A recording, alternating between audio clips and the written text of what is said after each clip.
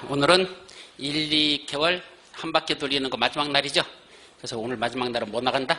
농지법. 그래서 농지법 들어가면 이제 한 바퀴 다 끝나고 다음 주부터 새로 시작입니다. 그래서 다음 주부터 나가는 강의는 전번에 언뜻 말씀드렸죠. 수업은 4시간 수업 중에 3시간 동안 진도 나가고 3시간 동안 1시간 동안 다시 요약정리 해드립니다. 그래서 4시간, 3시간 수업, 1시간 요약정리, 3시간 수업, 1시간 요약정리 이런 식으로 총 9주가 나갈 겁니다. 이번에는 8주가 끝나지만 다음에는 9주까지 나간다. 그래서 다음이 가장 깊이 들어간다고 생각하시면 돼요. 그래서 1, 2월 달에 했던 건 우리 몇 점만 넘자? 40점만 넘자를 목표로 공부했죠. 이제 3, 4월 달은 40점 갖고 안 되잖아요. 몇 점 맞아야 돼? 60점. 그럼 다음 60점을 넘을 수 있는 그 공부는 다음 3, 4월 달에 공부하는 겁니다. 그래서 진도 내용이 1, 2월 달보다는 훨씬 더 좀 많을 것이다.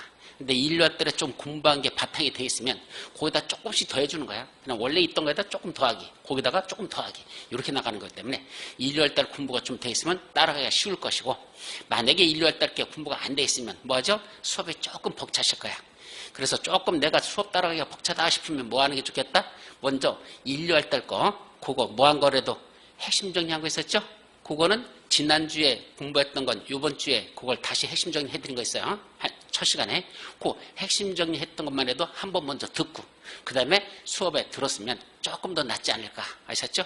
따라서 1, 2월 달에 수업한 거에 대한 연장선상으로서 3, 4월 달이 이루어지고 조금 더 들어가니까 1, 2월 달 걸 기억하고 있으면 훨씬 더 수업이 수월하니까 1, 2월 달에 1시간, 지금도 1시간 동안 다시 무슨 법? 요거 전에 있던 거 주택법 지금부터 1시간 또 요약정리 할 겁니다. 그렇게 요약정리 했던 것만이라도 1시간이라도 제발 좀 플리즈 수업 좀 들어보시고, 그래서 그게 이해가 돼서 오시면 다음 3, 4월 수업 나갈 때도 훨씬 더 수월해질 거라는 거. 그래서 수업 진도 계획표에 대해서는 다음 주 첫 시간에 진도 계획표 드릴 거니까 그거 보시고 이번 주에는 어디 나가는구나 어디 나가나 그거 확인하시고선 그거에 대해서만 꼭 제발 좀 부탁드리는 겁니다. 좀 정리를 하고 오시면 수업 듣는 게 훨씬 더 수월하고 좀 공부하는데 도움이 될 거다. 아셨죠? 그걸 먼저 말씀드립니다. 자, 그러면 농지법 들어가기 전에 뭐부터 보자? 지난주 무슨 법 봤었습니까? 주택법. 이 주택법은 사실 개정된 내용이 제일 많아요. 모든 우리 부동산 군법 6개 법률이 있는데 그 6개 법률 중에서 가장 많이 바뀐 게 무슨 법이다? 주택법이에요. 그래서 주택법도 저도 아직 다 완벽하게 암기가 안 돼 있습니다. 왜? 하도 많이 바뀌니까 용어들도 생소하고 내용도 많아지고, 그래서 아직 저도 완벽하게 외울 수만큼 그렇게 안 됐을 만큼 제일 많이 바뀐 내용이야. 자, 법이 자주 바뀐다는 건 무슨 뜻을 갖는다 그랬죠? 법이 왜 자주 바뀌어요? 정책의 CR이 안 막히기 때문에 그런 겁니다. 간단한 거야. 자, 법을 만들어가지고 시행을 했어. 제대로 돌아가면 그 법을 바꿀 이유가 없죠. 근데 이렇게 해도 안 되고 저렇게 해도 안 되고 하니까 자꾸 바꾸는 거야. 결국 정책의 실패라는 게 가져오니까 이렇게도 시행해보고 저렇게도 해보고, 무슨 우리 인간들을 뭐로 본다? 모로무토 실험지로 보는 거죠. 이렇게도 한번 해보고 안 돼? 또 한번 해보고 안 돼? 또 해보고. 그러면서 부동산 정책은 결국 실패했고, 그 부동산 중에 가장 실패한 정책이 무슨 정책이다? 주택과 관련된 정책. 그러니까 주택법은 자꾸 바뀔 수밖에 없었던 이유가 부동산 정책 중에 주택이 우리나라에서 제일 문제점 많았었잖아요. 그러니까 그게 안 되니까 이렇게도 해보고 안 돼? 저렇게도 해보고 자꾸 바꾸는 거야. 그래서 자주 개정된다. 그래서 작년에 공부하셨던 분들 주택법 새로 봐야 될 파트도 되게 많습니다. 그렇게 이해하시면 된다. 자, 그럼 주택법 첫 번째 나오는 게 뭐였었죠? 뭐 어떤 법이든지 제일 먼저 뭐부터 나옵니까? 용어 정의가 제일 먼저 나온다 그랬죠? 그래서 여기서는 용어들을 살펴보자. 그럼 용어 정의에서는 첫 번째 뭐가 있었죠? 그러니까 주택이라는 게 나와야 되겠죠? 그래서 주택의 개념을 법에서 정리하고 있습니다. 주택이란 뭘 보고 주택이라죠? 주택이란 세대의 누가? 구성원. 그럼 세대 구성원 하면 한마디로 누구죠? 우리 가족이야. 세대 구성원이 뭔데? 장기간이건 오랫동안 뭔데? 독립된 주거 생활을 할 수 있는, 그럼 니들 집과 우리 집이 구분되는 그런 생활을 영위할 수 있어야 돼요.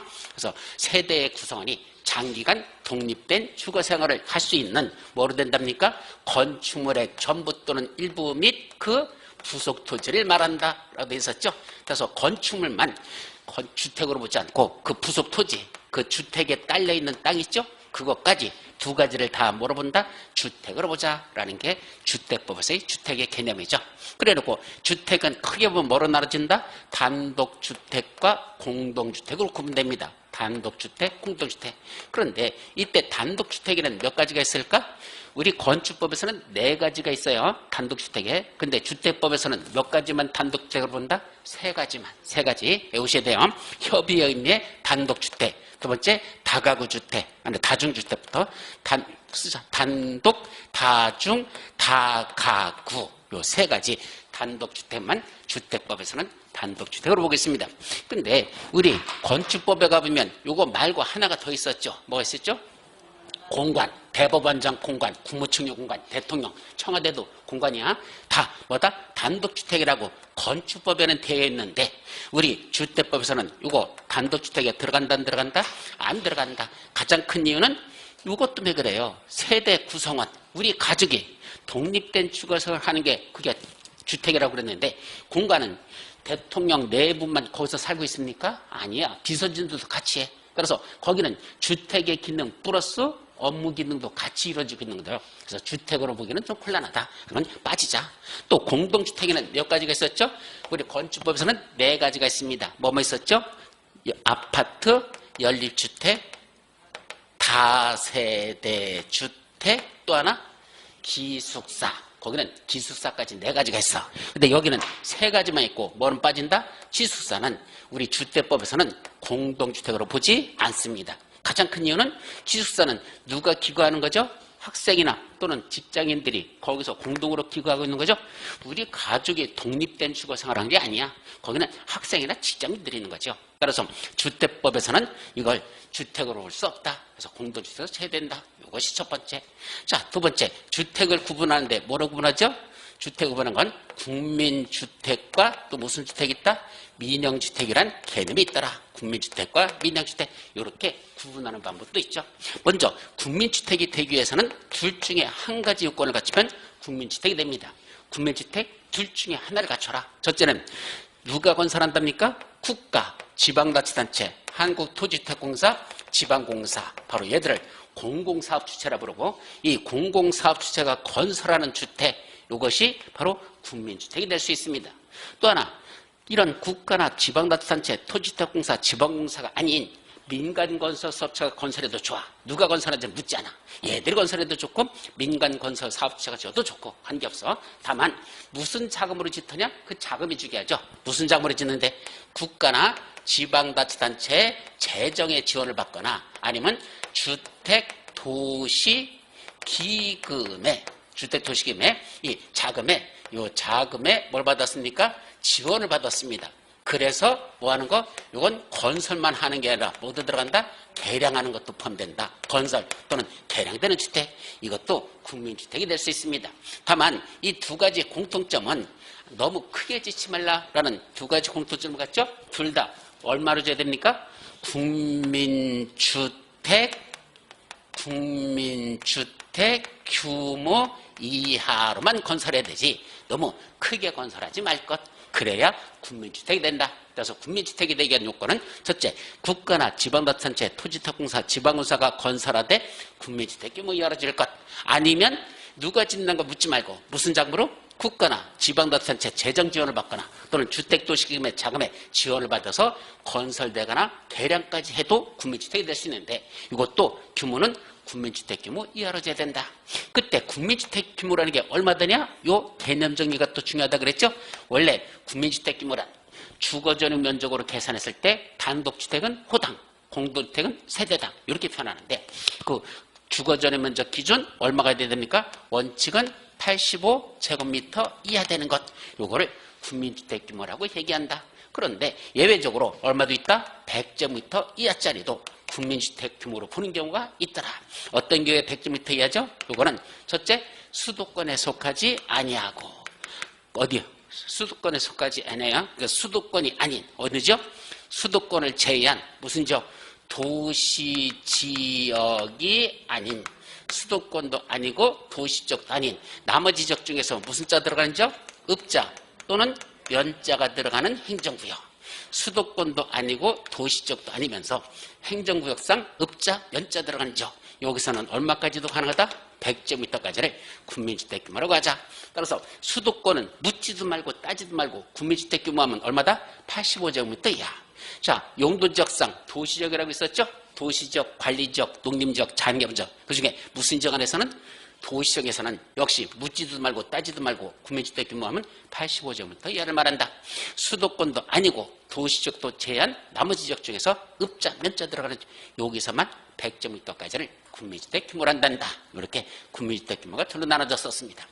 자, 그러면 국민주택을 제외한 나머지는 다 뭐가 된다? 민영주택이 된다. 그래서 주택이라는 걸 크게 나누면 이게 전체가 주택이라면 이걸 뭐라고 하다? 국민주택이라 하자. 그리고 국민주택은 두 가지가 있다. 이렇게 해놓고 그럼 이 국민주택 빼고 나면 나머지는 다 뭐가 된다? 그건 민영주택이라 하자. 그래서 민영주택이란 민간건설 사업체가 건설한 주택을 말한다. 땡 틀려버립니다. 그렇게 개념 정리하면 안 돼요.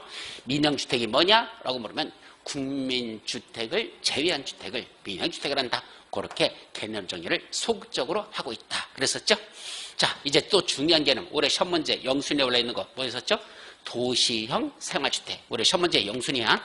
도시형 생활주택이라는 개념이 이번에 2월 21일 어제 그저께 그때 도시형 생활주택이 새로 개정돼서 시행되고 있습니다. 자, 먼저 도시형 생활주택이 되기 위해서는 세 가지 요건을 동시에 갖춰야 됩니다. 첫째는 몇 세대 미만으로 얹혀야 됩니까? 300세대 미만으로 얹어야 되지 도시형 생활주택은 너무 크게 지어서는 아니 된다. 전체 세대수 규모가 300세대 미만일 것. 두 번째, 규모는 국민주택 규모로만 지을 것. 너무 세대별로도 너무 크게 짓지 말라. 국민주택 규모로만 짓는다. 세 번째, 어디서만 지어야 된다? 도시형 생활주택이라고 했잖아. 그러니까 용도지역상 무슨 지역에서만 지어라? 도시지역에서만 건설할 것. 요 세 가지를 갖춰야 도시형 생활주택이 될 수 있습니다. 세대수는 아무리 많아도 300세대 미만일 것. 두 번째, 국민주택 규모로만 지을 것. 세 번째, 도시지역만 건설할 것. 그러다 보니까 이때 국민주택 규모라는 게 얼마를 말할까? 아까 원칙은 85, 예외 100이라 그랬죠. 그럼 요거 도시형 생활주택 100짜리도 있을까 없을까? 100은 없다. 이유는 도시지역에서만 건설한다 그랬거든. 그럼 도시지역에서는 아무리 해도 어떤 경우도 얼마다? 85 이하만 된다 그랬으니까 이때 국민주택 규모란 85제곱미터 이하를 말하지 100제곱미터짜리는 여기 들어갈 수가 없다. 도시지역에만 건설하기 때문에 그렇다. 이걸 정리하라 그랬죠. 자, 그래놓고 두 번째 도시형 생활주택에는 또 몇 가지가 있습니까? 세 가지가 있다. 외우셔야 돼요. 세 가지. 첫째 무슨 주택? 소형주택. 작년까지는 뭐라고 불렀었죠? 작년까지는 원룸형 주택, 원룸형 주택이라고 많이 불렀었어. 근데 올해 2월 달부터 바뀌어버립니다. 원룸형 주택이라고 하지 않고 소형 주택이라고 명칭이 바뀌면서 내용도 바뀌었다. 두 번째, 뭐도 있죠? 이제 첫 번째 소형 주택, 두 번째 무슨 주택? 단지형 연립주택. 또 하나, 세 번째, 단지형 다세대 주택. 자, 이렇게 세 가지를 우리 뭐라 부른다?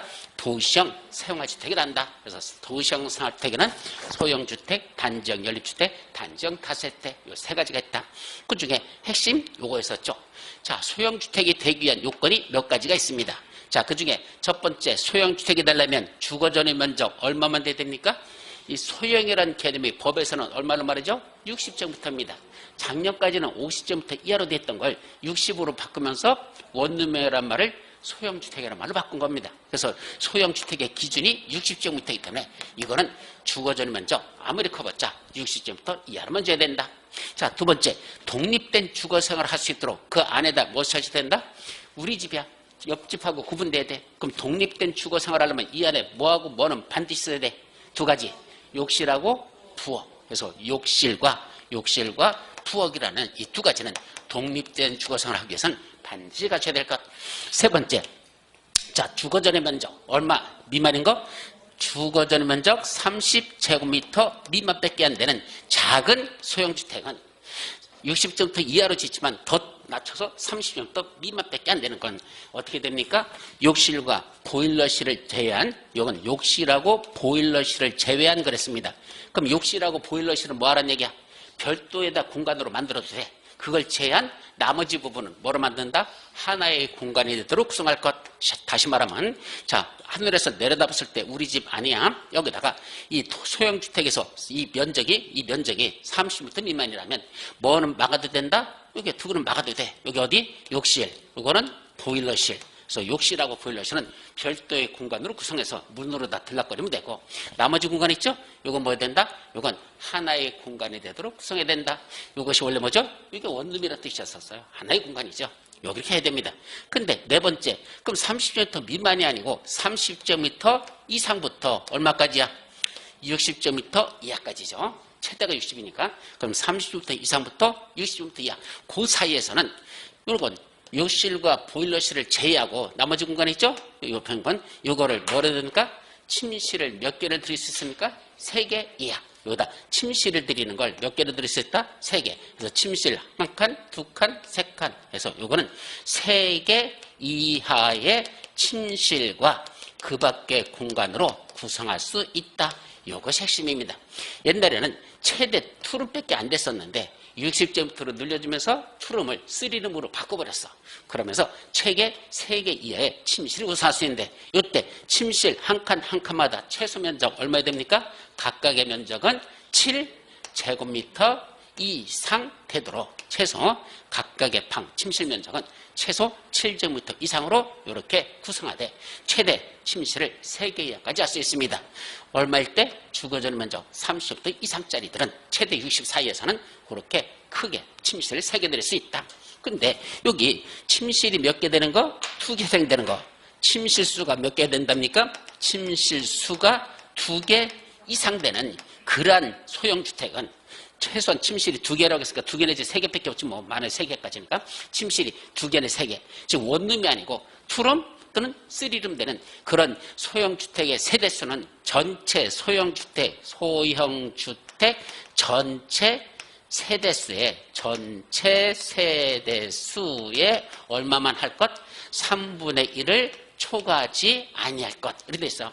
그럼 3분의 1을 초과하지 말라는 건 3분의 1 이하로 말하래요. 만약에 소형주택 전체 세대수가 210세대를 짓는다면 210세대의 3분의 1이면 얼마죠? 70세대. 요 70세대까지만 최대 요거까지만 뭘 한다? 투룸 또는 3룸을 만들 수 있지.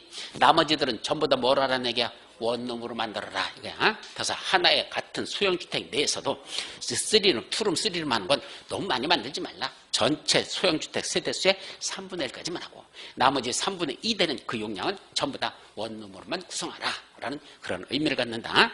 자, 마지막 하나 더 있었죠? 5번째, 이 소형주택은 어디다 들이지 말랍니까? 지하층에는 설치하지 아니할 것. 예, 지하층에는 설치가 불가능한 게 요 소형주택이라고 한단다. 자, 여기까지가 소형주택 개념 시험 문제 영순입니다. 분명히 날 거야. 그래서 하나하나 자세히 했었죠. 자, 두 번째, 단정 연립과 단정 다세택은 원래 연립주택과 다세택의 요건을 갖춰야 돼요. 근데 연립과 다세택 공통점 뭐냐면 주택으로 쓰는 층수를 원래는 4계층 이하만 재야 됩니다. 뭐하고만은 연립주택, 다세택은요. 주택으로 쓰는 층수를 최대 4계층에만 줘야 됩니다. 그런데 단정연립, 단정다세택은 더 봐주겠대. 일반 연립이나 일반 다세대보다도 단정연립, 단정다세대인 도시형상을택은 더 일부 완화시켜주겠답니다. 뭘 거치면 건축위원회의 심의를 거치면 초고 주택으로 쓰는 층수를 몇 개층까지 할 수 있다? 그걸 5계층까지 가능하도록 이렇게 만들었습니다.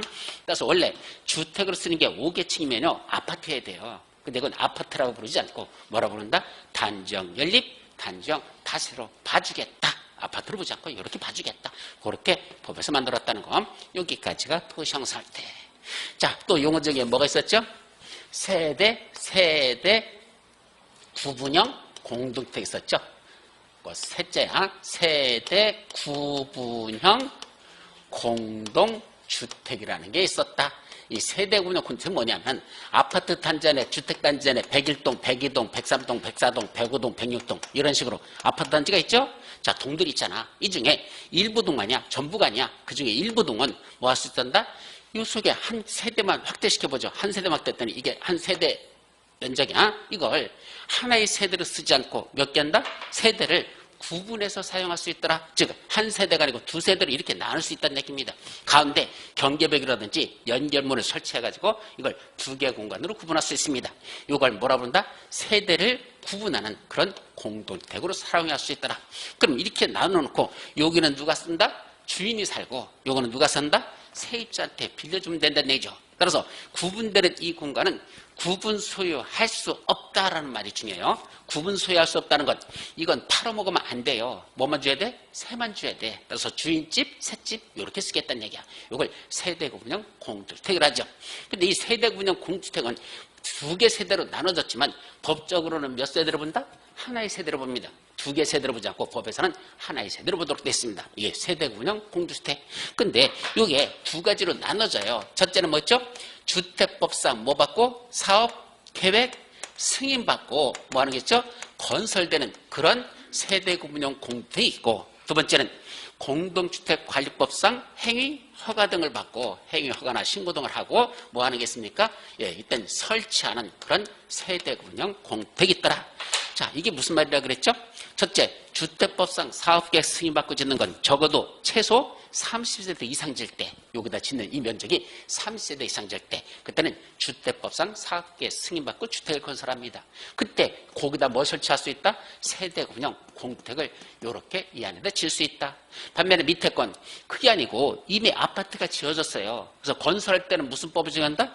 주택법상 사업계획 승인받고 건설하지만 이미 건설된 주택은 사람들이 입주하면 이제 뭐 해야 돼? 관리해야 되잖아. 그럼 뭐가 만들어져요?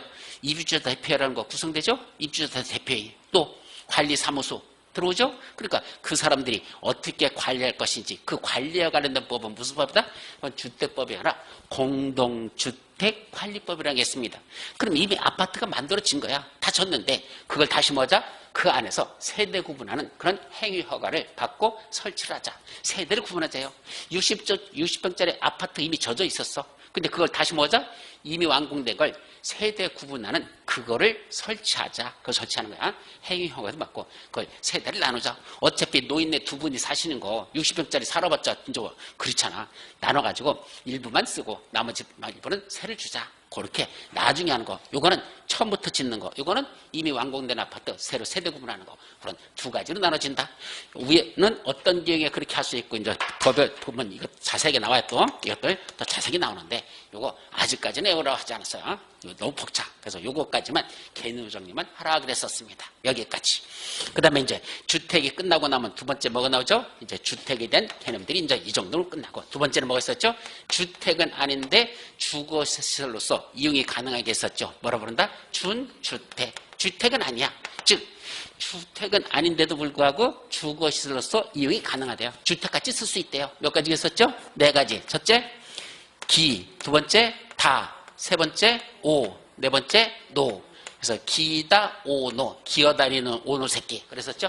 예, 옛날에 그 김동성이 저기 뒤에 따라오다가 말고 지가 무슨 헐리우드 액션 써가지고 금메달 뺏어간 새끼 있었잖아. 그 기어다니는 그때 오노, 안톤 오노라고 불러요. 그 안톤 오노가 그 부정한 방법으로도 금메달 땄다는 거, 헐리우드 액션으로 금메달 땄다는 게 세상 전에 알려지고 나서 걔는 걸어다니지 못하고 뭐한다? 이제 기어다니는 오노 새끼가 됐다. 그렇게 오라 그랬어. 기숙사, 다중생활시설, 오피스텔, 노인복지주택 네 가지 있었죠? 하나하나 설명했어서 기숙사는 아까 공동주택에 들어간다 안 들어간다? 안 들어간다. 이건 주택으로 보지 않고 여기서는 뭐로 본다? 준주택으로 본다. 그게 핵심이에요. 두 번째 다중생활시설은 옛날에 뭐 했었죠? 고시원. 그래서 고시원을 쓰는 걸 지금은 다중생활시설이라고 부르는데 그것도 공동주택, 이것도 이제 주택에 들어가지 않는다. 또 오피스텔. 우리 업무용 오피스텔과 주거용 오피스텔로 나눠지죠? 근데 원래 법적으로는 그건 업무시설로 봐요. 오피스텔은 주택이 아니라 원래는 업무시설입니다. 그런데도 불구하고 일부 주거용으로 활용할 수 있으니까 그건 준주택이라고 부르자. 마지막 노인 복주택. 우리나라 말로 뭐라고 그러는 거죠? 실버타운. 영어로는 노인 복주택. 우리말로는 실버타운. 이거는 주택이 아니다. 노인 복지 주택이라고 주택으로 써놓고 주택이 아니랍니다. 그걸 보고 말한다. 용어에서 사기쳤다. 그렇게 말해요. 그 사기친 거죠. 주택도 아닌 걸 주택이라고 명칭 붙여놨어. 그래서 이건 사기다. 그렇게 말해서 이건 준주택에 속한다. 그랬었죠. 자, 세 번째 뭐 어디 있었죠? 이제 준주택 밑에 주택단지가 있었나요? 주택단지가 먼저였나? 예, 주택단지라는 건 뭐가 주택단지죠? 주택법상 뭐 받고 사업계획 승인받고 반드시 사업계획 승인받아요. 사업계획 승인을 받는데 두 가지가 있죠. 주택건설 사업계획 승인받고 또는 대지조성 사업계획 승인 그런 걸 받아가지고 주택이나 부대시설, 복리시설이 건설되거나 그런 주택을 건설한 대지로 조성되기 위한 대지를 조성하기 위한 그런 용도로 사용되는 일단의 토지들, 쉽게 말하면 아파트 단지예요. 이런 식이죠. 주택법상 사업계획 승인받고 뭐 줬습니까? 주택도 건설하고 여기 상가나 사무실 이런 거 짓죠. 그런 부대시설, 복리시설 건설. 그러니까 일단의 토지를 뭐라 부른다? 이걸 주택단지를 하자. 이런 주택 등을 건설하기 위한 대지로 조성되기 위한 사용되는 토지, 그것도 주택단지를 하자. 근데 네 번째, 이런 주택단지만 있는 게 아니라 뭐도 있다? 그 안에 공구라는 것도 나눠지는 게 있었죠. 이거 시험 문제 잘 나요. 공구는 하나의 주택단지야. 이게 아니고 하나의 주택단지 안에서 뭐 한답니까? 1공구, 2공구 이렇게 공구별로 분할해서 사업을 시행할 수 있답니다. 하나의 주택단지를 둘 이상으로 구분되는 구역으로서 여기서 뭐 하죠? 각각 공구별로 1공구, 2공구 나눠가지고 각 공구별로 뭐 할 수 있다? 착공신고도 따로 하고 나중에 사용검사 받는 것도 각각 따로 받을 수 있는 거, 이걸 뭐라 그런다? 이걸 별도로 수행할 수 있는 적을 공구라고 하자. 그래서 1공구 따로, 2공구 따로 이렇게 착공신고, 사용검사를 별도로 수행할 수 있습니다. 요거. 자, 위에서 하나 빠진 게 있다고. 주택단지에서 원래는 하나의 주택단지죠. 그런데 그게 아니고 하나의 주택단지가 이렇게 해가지고 가운데 뭐가 이렇게 만들어지면 그때 이쪽하고 이쪽을 뭔다? 각각 별개의 주택단지로 보는 게 있었다. 첫 번째 영순이야. 여기 가운데 뭐가 이렇게 나버리면 이쪽하고 이쪽을 뭐로 본다? 각각 별개의 주택단지로 본다. 1단지, 2단지 이렇게 나눠진다는 얘기입니다. 첫째, 여기에 뭐가 났습니까? 이게 뭐죠? 이게 철도, 고속도로, 또 자동차 전용도로 이런 게 때 만들어졌대. 그러면 이 철도나 고속도로나 자동차 전용도로가 만들어지면 각각을 뭐로 본다? 별개의 주택단지. 그 다음에 또 뭐도 있었죠? 이 폭이 도로 너비야. 이 도로 너비 폭이 얼마 됩니까? 20m 이상 되는 무슨 도로? 일반 도로로 분리됐다. 도로가 일반 도로인데 폭이 20m 이상 되는 걸 분리됐다. 세 번째는 폭이 몇 미터? 8m 이상 되는 이거 무슨 도로? 도시계획 예정도로. 이거 돼요. 그래서 폭이 20m 이상 되는 건 일반 도로로 분리될 때만, 폭이 8m 이상 되는 건 도시계획 예정도로 분리되면 각각을 뭐로 본다? 별개의 주택단지로 본다. 이것도 시험 문제 잘 납니다. 꼭 기억해야 돼. 그래서 외우기 방법 20일 동안 8도를 유람한다. 21, 8도. 이렇게 해서 나중에 시험 붙고 나서 전국을 한 바퀴 가야 되죠? 아마 여름 휴가 갈 시간 없어요. 시험 끝나고 하셔야 될 겁니다. 그때 합격하고 나서 20일 동안 뭐자? 8도를 유람하자. 그렇게 20일 8도 암기하라 그랬었습니다. 자, 이게 별개의 주택단지로 보는 것들.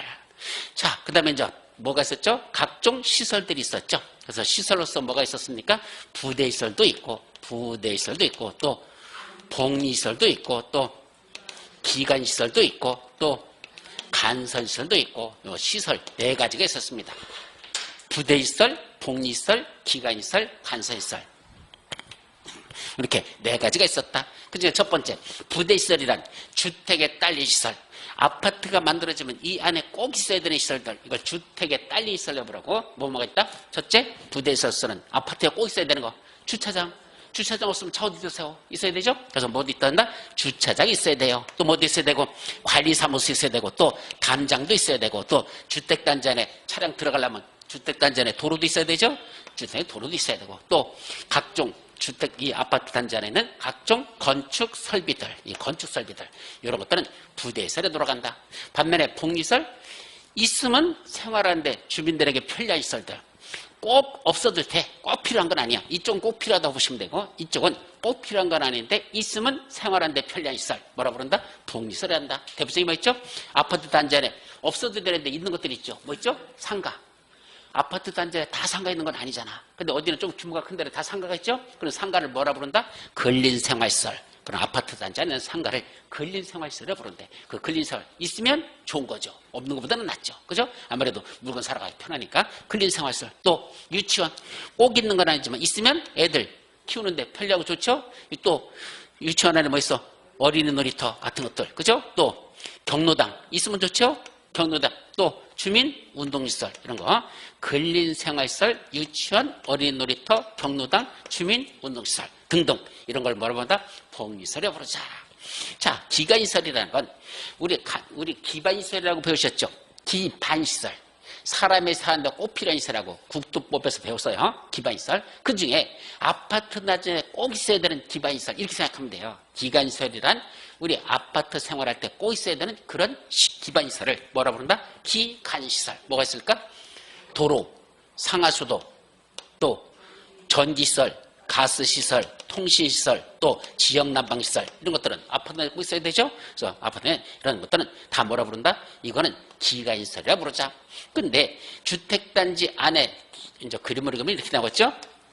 자, 어느 지역에 여기 주택단지가 조성됩니다. 그럼 이 안에 뭐가 있다는 얘기야?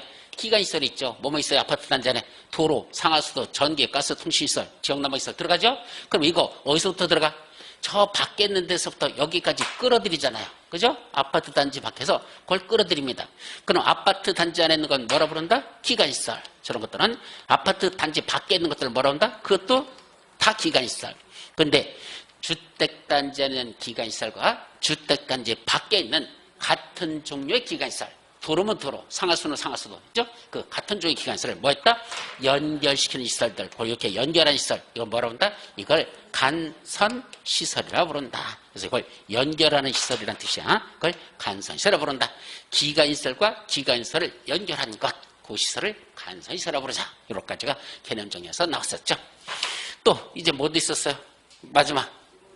예, 6번째 리모델링 있었죠? 그래서 원래 리모델링 하는 방법은 여기서는 주택법에서는 2가지만 규정하죠. 첫째는 크게 고쳐지자. 우리 아파트 너무 낡아빠졌으니까 크게 고치자. 뭐하죠? 대수선 리모델링이라는 게 하나 있고 또 하나는 이왕 하는 거 종전보다는 조금 더 키우자. 조금 더 넓히자. 뭐 하는죠? 증축하는 리모델링이 있더라.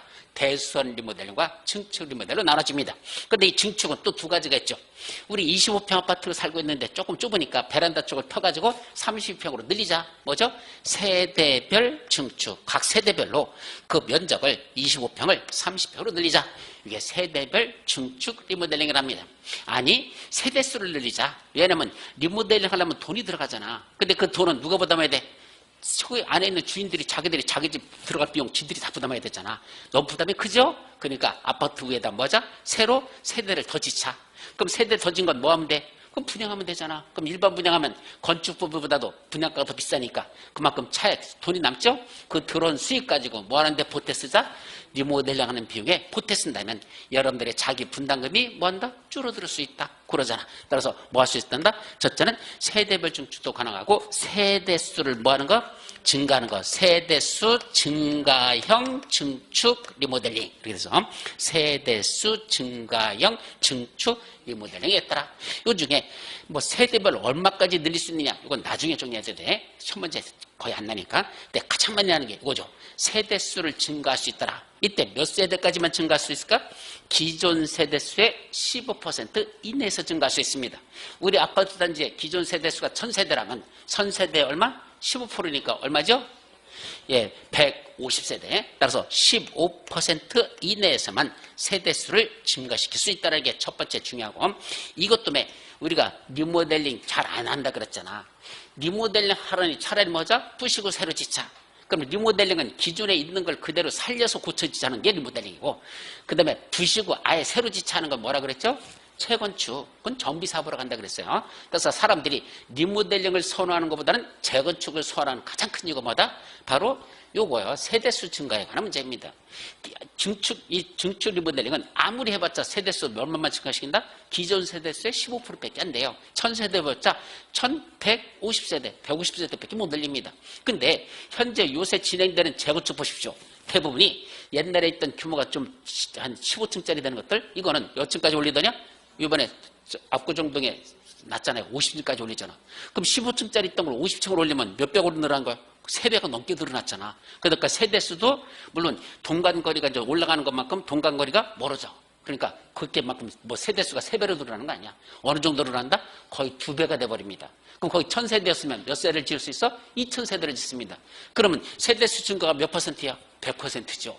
1000세대였는데 2000세대를 지니까. 그러니까 재건축하면 2000세대를 져가지고 1000세대는 분양하려 버린다는데, 이놈의 리모델링은 아무리 져봤자 몇 세대밖에 못 짓는다? 1000세대면 150세대밖에 못 져요. 그 150세대 져가지고 일반 분양 해봤자 수입 들어오는 거 얼마 안 되잖아. 그 자기 부담금이 커진다는 얘기입니다. 물론 새로 짓는 것보다는 아무래도 비용이 좀 적게 들겠죠. 그러나 수익률로서는 별로 좋지 않다는 얘기입니다. 그래서 사람들이 뭘 선호하지 않고 리모델링을 하려고 하지 않고 대부분이 뭐 하려고 한다? 재건축, 부시고 새로 져야 용적률이 왕창 늘어나서 그만큼 자기 부담금이 줄어들면서 새 집이니까 값어치는 더 올라갔죠? 그게 낫겠더라. 그래서 이게 현재로서는 잘 진행은 안 되지만 어쨌든 현재 가장 문제점은 기존 세대수의 15%까지만 리모델링, 증축 리모델링은 세대수를 증가시킬 수 있다. 또 하나 가장 효율적으로 짓는 건 아파트 단지 옆에 그 안에 새로 짓는 공간들이 없어요. 왜? 옛날에 이미 지을 때 딱 배치를 정확하게 했기 때문에 어디 남는 공간이 있다? 그런 건 거의 없습니다. 그럼 뭐 하는 수밖에 없어? 제일 좋은 건 옥상에다가 새로 더 올리는 겁니다. 그럼 옥상에다 더 올리는 걸 뭐란다? 수직 증축. 그래서 따로 옆에 공간에다 따로 짓는 게 아니고 옥상에다 새로 짓는 걸 뭐한다? 수직 증축. 그 수직 증축은 최대 얼마까지 가능하죠? 3계층만 가능합니다. 왜냐하면 이미 아파트에 진 지 20, 30년 지난 거야. 근데 낡아빠졌는데 위에다 더 짓다가 그 무게를 견디지 못하면 밑에 있는 아파트 뭔다? 짜부러들죠. 그냥 붕괴돼 버립니다. 그러니까 위에는 너무 많이 올리지 말라. 최대 몇 개층까지만 가능하다? 3계층까지. 다만 14층 이하짜리라면 기존 아파트가 14층 이하짜리야. 그거는 몇 개층까지만 가능하다? 그건 2계층까지만 더 올리랍니다. 더 이상 올리지 말래요. 그렇게 법으로 정해져 있다. 그 말은 다시 말하면 14층 이하짜리는 기존 층수가 14층 이하짜리는 2계층까지 수직증축이 가능하고 15층 이상짜리들은 3계층까지 수직증축이 가능하다. 그래서 14층과 15층이 하늘과 땅이야. 그래서 한 계층이 더 늘어나냐 줄어드냐. 그건 차이점이 있다는 거. 거기까지만 수직증축형 리모델링에 관해서 그 정도도 기억하도록 합니다. 여기까지가 왜 가는 거? 용어적인 약 2문제 정도가 여기서 출제된다 그랬었습니다. 자, 이제 본론 내용에 제일 먼저 나온 게 있죠? 주택을 건설하자. 그래서 제일 먼저 게 주택의 건설이었었습니다. 그럼 주택을 건설하자 그러면 제일 먼저 뭐가 나오죠? 누가 건설하지? 이건 사업 시행자라고 그러지 않고 뭐라고 한다? 사업 주체라고 하자. 근데 이 사업 주체는 국토교통부장한테 가서 등록하고 하는 등록사업자와 등록하지 않고도 사업을 시행할 수 있는 비등록사업자, 이렇게 둘로 나눠진다. 등록사업자, 비등록사업자, 이렇게 둘로 나누자. 이때 등록하고 하는 자들은 뭐 하는 자들이 등록할까? 아무나 등록하는 게 아니야. 일정 규모 이상의 주택을 건설하거나 대지를 조성하려는 자들만 등록하라 그랬습니다. 일정 규모 이상을 지어야 돼요. 그러면 그때 주택을 건설하는 건 첫째 주택 건설과 대지 조성으로 나눠놓고 이때 주택 건설은 단독주택은 최소 연간 1년 동안에 연간 얼마 이상 짓는다? 20호 이상 질러간다. 공동주택은 연간 20세대 이상을 질러간다.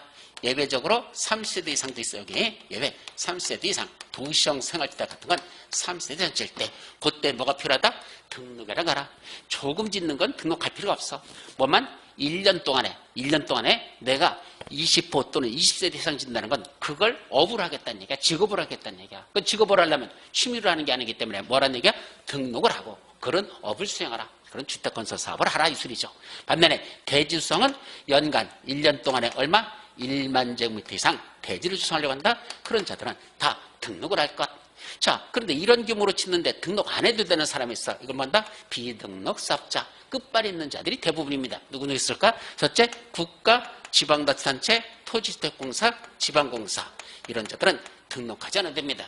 또 하나 공익법인이라는 게 하나 더 튀어나와요. 여기. 그래서 공익법인도 나오는데 이건 한 번 여기서 나오고 끝난다. 또 두 사람이 더 있어요. 누가 있었죠? 바로 주택조합하고 근로자를 고용하는 자, 줄여서 고용자, 삼성전자 같은 데서도 아파트, 사원아파트 짓는다 그랬죠? 얘들 고용자. 그럼 주택조합하고 고용자가 얘들은 왜 등록을 안 해도 되죠? 바로 누구랑 같이 하기 때문에 등록사업자하고 뭐한다? 공동으로 사업을 시행하기 때문에 얘들은 주택조합이나 고용자는 등록사업자 공동으로 사업을 시행할 때는 뭐 할 필요가 없다? 얘들은 따로 등록하지 않고도 사업을 시행할 수 있다. 이게 비등록사업자들.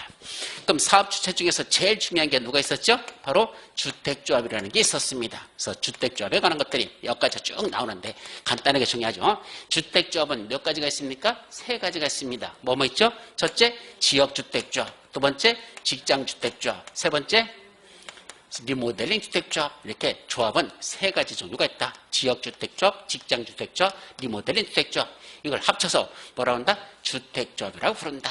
근데 이 주택조합을 설립하려면 원래는 뭐 받아죠? 조합 설립 인가 받아야 됩니다. 시장수 정자한테 조합 설립 인가를 받는 게 원칙인데 아예 처음부터 설립 인가가 아니라 설립 신고만으로 할 수 있는 게 있다 그랬었죠. 어떤 경우? 바로 국민주택을 공급받기 위한 뭘 설립합니까? 직장주택조합을 설립할 때만 국민주택을 공급받으려고 직장주택조합을 설립한다면 설립 인가받아라, 설립 신고만으로 해도 좋다, 설립 신고만 해도 좋다라는 게 있었어요. 또 주택조합은 크게 몇 가지로 구성되죠. 첫 번째는 발기인도 있고요, 발견도 있고, 또 조합원도 있고요, 또 임원도 있고요, 또 총회라는 것도 있더라. 이런 것들이 몇 가지 쭉 나오고, 이 중에 조합원에 관련된 내용이 엄청나게 나와. 한 몇 페이지 나와요. 조합원에 관련된 게 쭉 나오는데 이런 것들은 나중에 더 깊이 들어갈 때 정리하도록 합니다. 자, 이제 사업 주체가 정해지면 사업 주체가 할 일이 뭐죠? 사업 주체가 할 일. 사업을 시작하기 위한 구체적인 계획을 작성하라. 그 사업을 시작하기 위한 구체를 뭐란다? 사업 계획이라고 하자. 작성해서 시장수 구청장 일정한 자들한테 뭐 받는다? 사업계획 승인을 만들라. 그래서 원래는 사업계획 승인을 받아라. 그래서 이때 사업계획 승인을 받아라 했는데 어떤 것만 사업계획 승인 받죠? 아무거나 주택 건설하고 대지수한다고 사업계획 승인 받는 게 아니야. 최소한 일정 규모 이상 될 때 사업계획 승인 받죠. 얼마 정도 됩니까? 저쪽에 이거 주택을 건설할 때, 주택을 건설하는데 단독주택은 얼마나 지을 때? 30호 이상 지을 때. 공동주택은 얼마나 지을 때? 30세대 이상 지을 때 원칙적으로는 사업계획 승인 받습니다. 즉 어느 특정 장소에다가 아파트를 짓는데 적어도 30세대 이상 지을 때는 뭐 받고 짓는 게 아니고 건축허가 받는 게 아니야. 그건 건축법 적용이 아니고 주택법상 뭐 받고 줘야 된다? 사업계획 승인 받아야 된다 이 소리입니다. 단독주택도 원칙은 30호 이상이야. 다만 한옥이라고 있죠. 한옥도 단독주택인데 이거는 30호가 아니라 50호 이상 지을 때부터 그때부터 사업계획 승인 받으라고 한옥은 조금 더 완화시켰습니다. 그러니까 한옥을 40호 지을 때는 건축허가 받고 줘요. 근데 50호 이상 짓는다? 그때부터는 건축법이 아니고 주택법상 사업계획 승인을 받고 건설해야 된다 이거죠. 자, 대지를 조성하는 건 얼마큼 할 때? 대지 조성은 이건 1만 제곱미터 이상 조성할 때 그때는 사업계획 승인 받습니다. 아까 위에 등록하는 건 연간이란 말이 들어가요. 연간은 1년 동안에 이만큼 지을 때 그때는 등록하라 이 소리고, 밑에 건 연간이란 말이 없어. 하나의 사업장에서 여기다가 주택을 짓는데 단독주택은 30호, 공주택은 3세 이상이다. 또 대지조성도 이 한 번 하는 이 면적이 1만 이상일 때 그때만 뭘 받는다? 사업계획 승인을 받으라는 뜻이더라. 그래서 이거 등록사업자고 사업계획 승인받기 위한 대상자고 혼동하지 않도록 조심하실 것. 여기까지. 또 사업계획 승인을 받으려면 먼저 그 대지에 대한 소유권을 확보해야 됩니까? 안 해야 됩니까? 대지 소유권 확보에 관한 문제가 있어요. 자, 남의 땅에다 아파트 지으면 됩니까? 안 됩니까? 원칙으로는 안 되죠. 따라서 사업계획 승인 받으려면 원칙은 대지에 대한 소유권을 뭐 해야 된다? 확보하여야 한다. 예, 남의 땅에다 지으면 안 되니까 대지에 대한 소유권을 확보해야 됩니다. 근데 예외 있어. 소유권을 전부 다 확보한 건 아니야. 일부만 확보됐어. 그런데도 못 내주겠대? 사업계획 승인 내주는 경우가 몇 가지가 쪼로록 있습니다. 가장 표적인 게 여기가 지구단위 계획구역이래. 우리 지구단위 계획이라는 거 배우셨죠? 그 지구단위 계획구역 안에서 80% 이상만 사용할 수 있는 권을 확보하면, 즉 여기 지구단위 계획에 있는 토지 수요자에게 야, 여기다 아파트 지으려고 하는데 네 땅을 아파트 짓는 땅으로 쓰자. 그렇게 하자. 그렇게 할까? 써도 됩니다. 여기는 아파트 용지로 당신이 써도 됩니다. 라고 아직 소유권 이전을 안 했지만 토지 사용 승낙서라는 걸 먼저 받아요. 그럼 토지 사용 승낙서를 받았죠? 이게 사용할 수 있는 권을 확보하는 건데 얼마나 확보했다? 80%만 사용할 수 있는 권을 확보하면 나머지 남은 20% 있죠? 그럼 무슨 대상이다? 매도 청구 대상이 됩니다. 이 중에 나머지 땅은 나들은 팔고 떠나라. 그러면 나머지 20%는 강제로 팔고 떠나게 해서 강제로 사가지고 거기다 아파트를 조성할 수 있습니다. 지구단위 계획구역 안에서는 80% 이상만 사용할 수 있는 권을 확보하라. 나머지 20% 있죠? 그러면 그건 매도 청구 대상에서 강제로 사가지고 거기다 사업을 시행할 수 있다. 또 하나, 리모델링 주택조합을 설립할 때, 이거 리모델링 주택조합을 설립할 때는 아파트 단지잖아. 우리 아파트 리모델링 조합 설립할까? 그러자. 이걸 뭐라 부른다? 결의. 결의랍니다. 근데 그 결의에 참석하지 않는 사람도 있어. 아이씨, 나는 리모델링 안 해. 라는 사람이 있어. 그분들은 무슨 대상이 된다? 매도 청구 대상. 네가 여기 있으면 우리 리모델링 못하니까 너 팔고 떠나라. 그 사람들은 매도 청구 대상이 된다. 리모델링 주택조합을 설립할 때 그 조합 설립에 결의하지 아니한 사람들, 동참하지 않은 사람들, 그분들은 팔고 떠나라는 무슨 대상이 된다? 매도 청구 대상이 된다. 이런 것들이 또 나옵니다. 자, 이제 사업계획 승인받았으면 뭐죠? 그대로 승인받은 대로 사업 시행하면 되죠. 주택건설 대지수하면 됩니다. 다만 사업 시행에서 필요한 몇 가지 조치들이 있더라. 잠깐 사업 시행에 필요한 몇 가지 조치들이 있습니다. 그래서 이 조치에 관한 건 별로 중요하지 않으니까 지금 넘어가고, 자, 네 번째로서는 이제 본격적인 사업에 들어가자. 그럼 뭐 받았으니까 사업계획 승인받은 대로 이제 공사에 들어간다. 이제 사업 시행 절차가 나오겠죠. 그래서 사업을 시행하는 절차는 제일 먼저 뭐부터 한답니까? 착공신고부터 먼저 합니다. 착공신고. 나 지금부터 공사 들어가요. 사업계획 승인 받은 대로 나 공사 들어갑니다. 착공신고 하셔야 됩니다. 자, 두 번째는 뭔다? 공사하는 걸 시공이라고 하죠. 제대로 이제 감독하는 걸 감염으로 수행한다. 다 지었다. 사용 검사라는 걸 받는다. 그러면 공사는 다 끝난 겁니다. 다만 이렇게 건설하는데 막대한 자금이 들어가죠. 그걸 뭐라고 그런다? 주택자금. 이런 주택자금은 어떻게 조달할 것이냐. 그중에 가장 중요한 자금은 뭐죠? 바로 너한테 주택으로 갚겠다고 회사가 발행하는 채권, 뭐라고 부르죠? 주택 갚는 걸 상환이라고 하죠. 갚겠다고 누가 발행한다? 회사가 발행하는 채권, 주택 상환 사채라는 걸 발행할 수 있더라. 이 주택 상환 사채는 누구만 발행한다 그랬죠? 이거는 한국토지주택공사고 법인 등록사업자만 발행할 수 있어요. 근데 법인 등록사업자는 자본금이 5억 원 이상 돼야 되고 지급보증도 받아야 되죠. 지급보증이 뭐죠? 혹시 나중에 주택 상환 사채를 발행해 놓고 돈 받았잖아. 돈 받고 채권 줬잖아. 그럼 나중에 주택으로 갚는다고 해놓고 주택을 안 만들어줘요. 그럼 돈 낸 사람은 완전히 병신되는 거잖아. 따라서 이 사업 주체가 못 만들어주면 법인 등록사업자가 이 사람이 못 만들어주면 다른 자가 대신 만들어주겠다고 보증을 쓰는 자가 있죠. 누구죠? 금융기관이나 대한주택도시보증공사로부터 금융기관과 주택도시보증공사로부터 지급보증을 받아야 등록사업자는 발행할 수 있다. 이것이 첫 번째 중요해요. 그래서 토지주택공사하고 법인 등록사업자는 발행하는데 이 법인은 자본금이 5억 원 이상일 것. 근데 금융기관이나 주택도시보증공사로부터 보증을 받은 경우에만 발행할 수 있다. 자, 두 번째로서는 이때 발행할 때 원래는 주택으로 갚기로 했으니까 주택으로 주면 되잖아. 그죠? 근데 주택으로 주지 않고 뭐로 줄 수 있습니까? 원리금을 현금으로 상환하는 것도 가능하더라. 항상 주택으로만 꼭 주는 건 아니다. 원하면 그때는 현금으로 원금과 이자를 줄 수 있다. 자, 세 번째로는 주택상환사채 이 만기 상환일이 언제일까? 상환일. 언제부터 이분한테 발행해줬죠? 그럼 주택상환사채 발행일로부터 언제가 만기일이 된단다? 너한테 주택으로 줄게 하라고 공급계약서를 작성하는 날, 분양계약서 쓰는 날, 그날이 만기일입니다. 그래서 언제부터? 공급계약 체결일로부터 어디부터? 주택상환사채 발행일로부터 공급계약 체결일까지 그 날을 뭐라고 부른다? 상환이라고 부르고 이 기간이 발행일로부터 주택상환사채 발행으로부터 공급계약 체결일까지 이 기간이 몇 년을 초과해서는 안 된다? 3년을 초과해서는 안 된다. 가장 최장기가 곧 3년 내에만 발행할 수 있더라.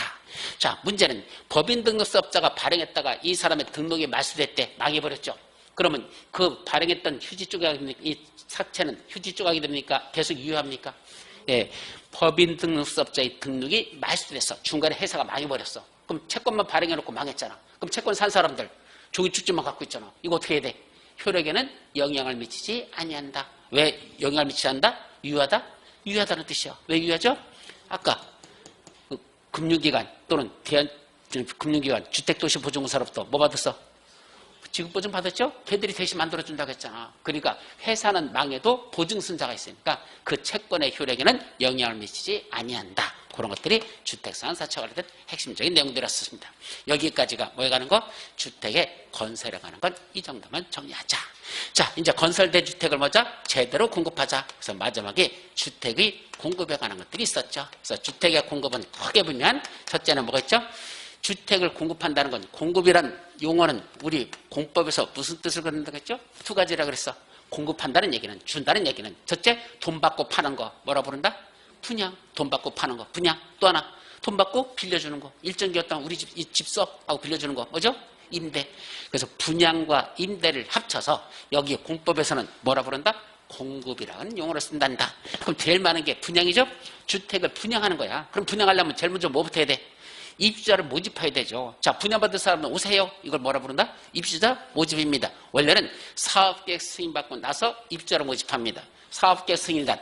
아파트를 여기다 이렇게 지으려고 하는데 이렇게 줘도 돼요? 라고 사업계획 승인받았잖아. 그럼 그렇게 줘도 돼요? 그랬으니까 이제 이렇게 지을 거니까 여기 오실 사람들 오세요. 라고 만다 입주자를 모집하는 거랍니다. 물론 주택조합이 설립되면 조합이 있죠. 조합은 이미 누가 있어요? 조합원들이 있어요. 그럼 조합원들한테 먼저 주고 남는 것들 있죠.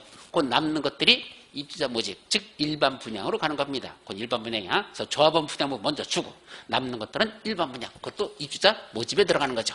그럼 입주자를 모집하려면 어떻게 될까? 시장운수구청인데 원래는 입주자 모집 승인이라는 걸 받고 하게 됐습니다. 시장운수구청인데 입주자 모집 승인한 거 받아라. 다만 무슨 시설 있죠? 아파트 단지 안에 상가 있잖아. 무슨 시설? 복리시설.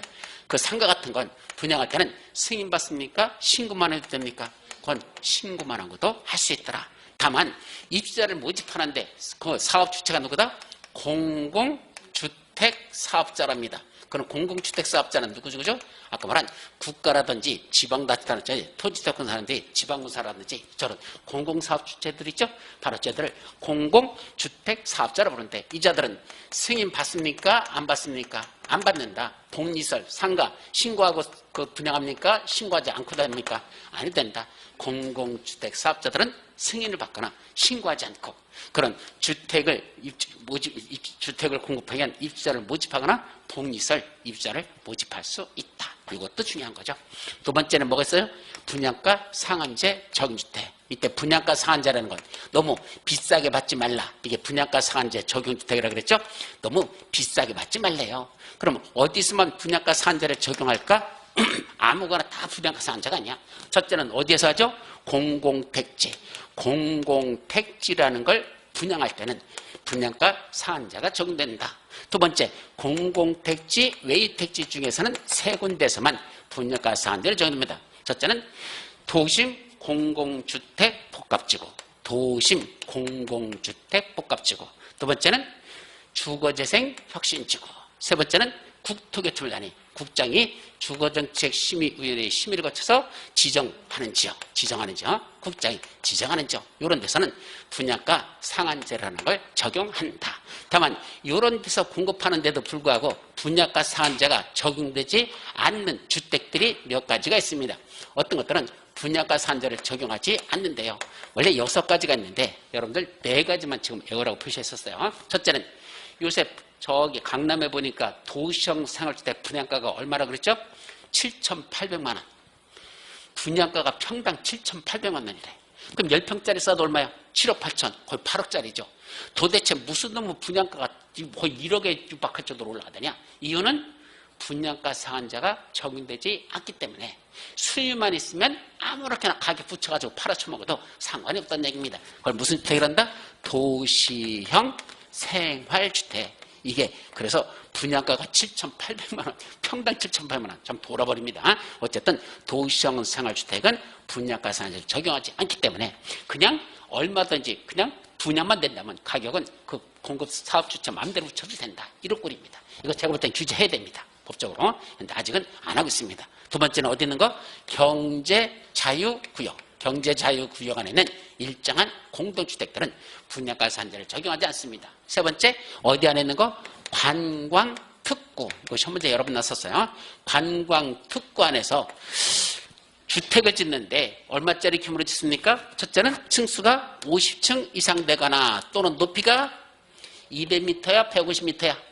예, 요거는 한 개 층을 주택법은 3m로 계산한다 그랬죠? 그래서 그건 200m나 150m 이상 되는 그런 공동주택을 관광특구로 짓는다면 이런 건 분양가 상한제를 적용하지 않는다. 두 번째, 이제 네 번째, 공공 무슨 사업?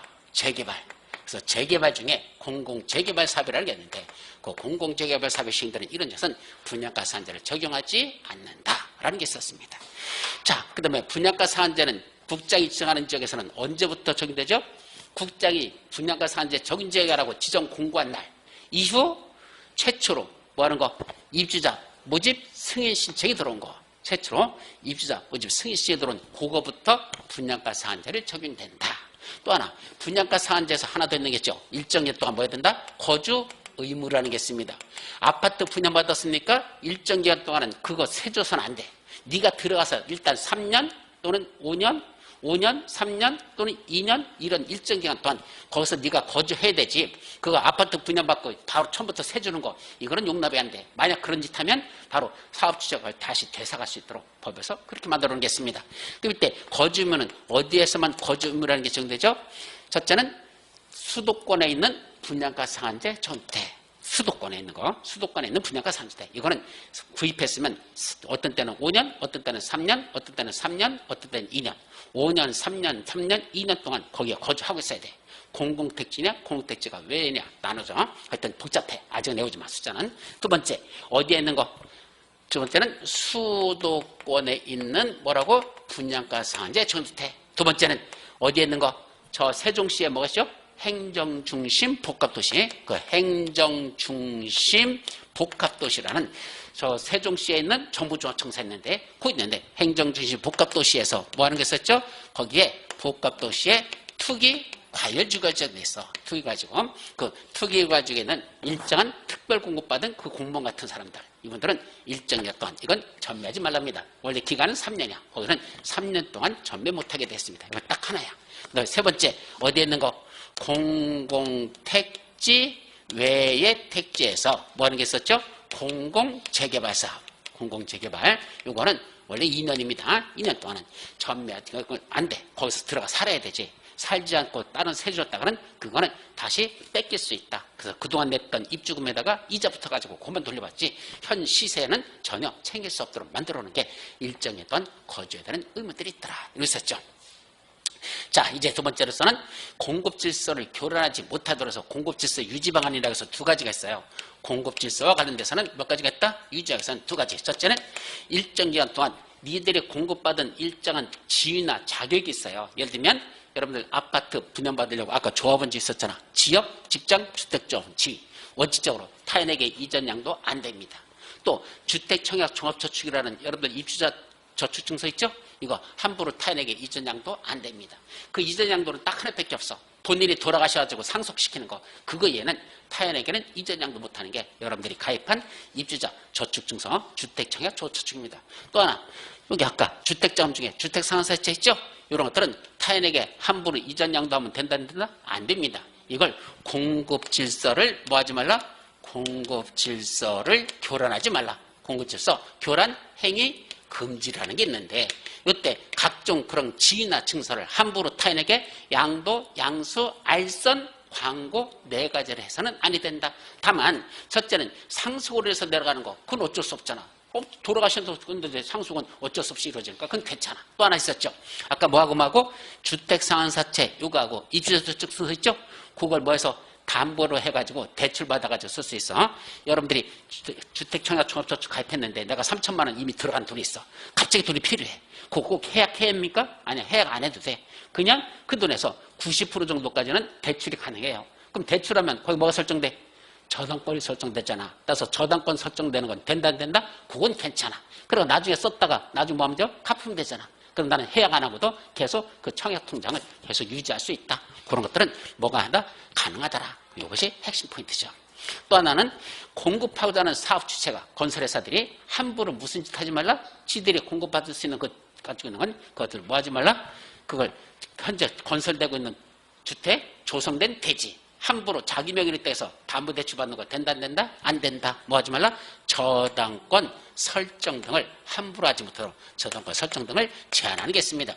건설회사 명의로 돼 있지만 나중에 여러분들이 잔금 내면 소유권 이전 등기를 여러분들이 받을 거잖아. 따라서 입주 예정자들의 동의 없이는 일정 기간 동안은 함부로 저당권을 설정하거나 전세권을 설정하거나 타인에게 양도하는 처분하는 행위를 해서는 아니 된다라는 그런 제한을 둬서 입주 예정자를 보호하기 위한 제도 장치를 만들고 있습니다. 이런 것들이 있었고 또 뭐도 있었어요. 이제 관련돼 가지고 투기, 과열, 지구를 지정하는 게 있었고 또 하나 뭐 있었죠?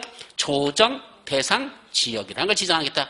투기 가지고 조정, 대상, 지역 이걸 지정하는 게 있었습니다. 먼저 투기 가지고는 누구만 지정한다 그랬죠? 투기니까 TWO 둘 누구죠? 국장 플러스 시 도지사 여기는 두 사람이 지정한다 이렇게 해서 투기 가지고니까 두 사람이 지정한다 이렇게 그랬어. 국장 또 하나 시도사 어디다 지정하죠? 원래는 시군 구 단위로 지정해. 그러면 시군 구 단위야. 여기는 어디야? 강서구 이렇게 지정해야 되는데 아니래. 경우에 따라서는 읍면동 단위로 지역 단위로 지정할 수 있대. 이때 읍면동, 강서구, 화곡동 이렇게만 지정해도 돼. 그래서 강서구 전체가 아니고 화곡동 이렇게만 지정하는 것도 가능하도록. 그래서 원래는 시, 군, 구 단위인데 뭐도 가능하다? 아니 읍면동 해서 더 세부적으로 지정하는 것도 이제 가능하도록 이렇게 일부 개정되었다. 이것도 개정된 거야. 아셨죠? 그래서 이제 투기 가지고 또 어디다 지정할까? 지정 해가지고 뭐 두 가지만 배우라 했는데 그 일부 용어들이 개정됐다 그랬죠? 나중에 정리하시고 또 투기 가지고 지정한 거 뭐 할 수 있죠? 몇 개월마다 언제마다 반기마다 반기라는 건 6개월이라 그랬어요. 전반기, 후반기 1년을 반으로 나눠서 반기마다 뭐 해야 된다? 주거정책심의회 회의를 소집해서 거기서 검토해가지고 지정 유지를 재검토해야 된다. 그래서 투기 가지고 지정하고 풀어줄 것이냐, 해제할 것이냐, 계속 유지할 것이냐, 몇 개월마다 판단, 반기마다 검토해가지고 지정 유지 여부를 재검토해서 그렇게 결정해야 된다는 것. 그것이 핵심이었었죠. 자, 조정세 지역은 누구만 지정하고 그건 국장만 지정하는데 원래 두 가지가 있어요. 투기바람이 많이 부는 지역은 과열지역이라고 하고 투기바람이 아니라 완전히 경기가 뒤진 지역은 위축지역이라서 과열지역과 위축지역으로 나눠 지정합니다. 근데 지정된 조정대상 지역 이거 뭐죠? 시도사나 시장군수청장들이 누구한테? 국장한테 찾아가가지고 해제해주세요라고 밑에 있는 시도지사 또는 시장군수 구청장이 뭐 할 수 있다? 해제를 요청할 수 있습니다. 그럼 해제 요청받은 국장은 요청받은 날부터 며칠 내? 40일 이내에 뭐 해야 됩니까? 주거정책심의위원회 회의를 소집해서 요거 해제 여부를 결정해서 뭐 할 것? 통보해 줄 것. 해제 여부를 결정해서 통보해 줄 것. 그거까지가 조정선의 적과 관련된 것다. 그 다음에 맨 밑에 뭐 있었죠? 전맹이 제한을 받는 게 있었죠. 이들 분양받은 거 일정 기간 동안 되팔지 말라라는 게 있어요. 일부 분양가 상한제 정주택 투기 가지고 조정 대상 지역 또 아까 공공 재개발 사업 시행되는 지역 있었죠. 이런 지역은 일정 기간 동안은 분양받은 건 전매하지 말랍니다. 근데 뭐 하는 게 있었죠? 전매가 가능한 사유가 주르륵 몇 가지 있었어. 근무, 생업상의 사정, 질병치료, 취약, 결혼 등을 해서 다른 관할구역으로 이전한다. 서울에서 군마다 부산으로 인사발령 났다. 우리 가족 전원이 내려가죠? 그때는 현재 전매제한 기간 걸려있는 아파트 팔고 부산으로 내려가는 거 된다 그랬어요. 단 어디로 이전하는 거 안 된다? 수도권 안에서 이전하는 건 안 된다. 그래서 여기 여러분들이 여기 있다가 올려가는 거 저 인천으로다 인사발령 냈어. 그럼 여기 있는 분양 전매제한 기간 걸려있는 거 아직 기간 남아있는 거 팔고 인천으로 이사가는 건 된다 안 된다? 안 된다. 수도권 안에서 이전 안 된다. 상속받은 주택으로 세대원 전원 이전한 건 그건 괜찮다. 전매제한 기간 걸리지 않고 팔고 아빠집으로 상속받은 집으로 들어가는 거 된다. 또 해외로다 세대원 전원이 이주하거나 이민 가거나 해외 몇 년 이상 2년 이상 체류하려고 그래서 헐스를 떠난다. 팔고 떠나도 전매제한 걸리지 않는다. 또 이혼으로 인해서 배우자에게 양도하는 건 된다 안 된다? 그건 괜찮다. 또 이혼이 아니고 뭐 하는 거? 일부 증여하는 거. 증여는 전부는 안 돼. 일부만 증여하는 거. 그것도 되죠? 또는 경제적 어려움이 발생하죠. 요새 코로나 때문에 뭐 하는 게 있어? 파산했대. 그죠? 그러면 청산 절차 같은 거 들어가 있대. 그러면 어쩔 수 없이 너무 경제적으로 어려울 때는 전매제한 기간 중이라 하더라도 그걸 입증하고 나 파산 선고 받았어요. 이런 거 입증해가지고 뭐 할 수 있다? 팔아도 괜찮다. 전매제한에 걸리지 않는 것들이 있더라. 여기 있었죠. 마지막 뭐 있었죠? 리모델링. 근데 시간상 리모델링 기본계획 수립하는 거하고 리모델링 하려면 허가받아라 라는 리모델링 기본계획, 리모델링 허가 있었어요. 여러분들이 한번 정리하도록 합니다. 자, 여기까지가 무슨법? 주택부와 관련된 내용들 웬만한 것들은 다 정리했습니다. 상당히 내용이 많아요. 그래서 주택법도 내용이 많아. 그래서 3월달하고 4월달은 수업이 3주를 진행해 건축법 1.5주, 주택법 1.5주. 그러니까 4시간이 아니라 6시간이 진행됩니다. 분량이 많은 것만큼 이거는 수업 시간을 더 늘려서 할 것이다. 그래서 4시간 만에 다 끝나기는 벅차. 그래서 6시간, 6시간에서 3주면은 4주씩 잡았을 때 어떻게 되겠어요? 한 달이 4주, 그러니까 한 달이 4주죠? 그 중에 3주를 한 주에 법률 하나 끝나는 게 아니라 3주 동안에 법률 2개를 해가지고 1.5주, 1.5주를 각각 건축법, 주택법이 날 것이다. 아셨죠? 그렇게 해서 분량이 더 늘어나니까 그때 다시 한번 또 보도록 합니다. 자, 여기까지가 무슨 법? 주택법 전체 정의 끝. 쉬었다가 이제 농지법 들어가도록 합니다.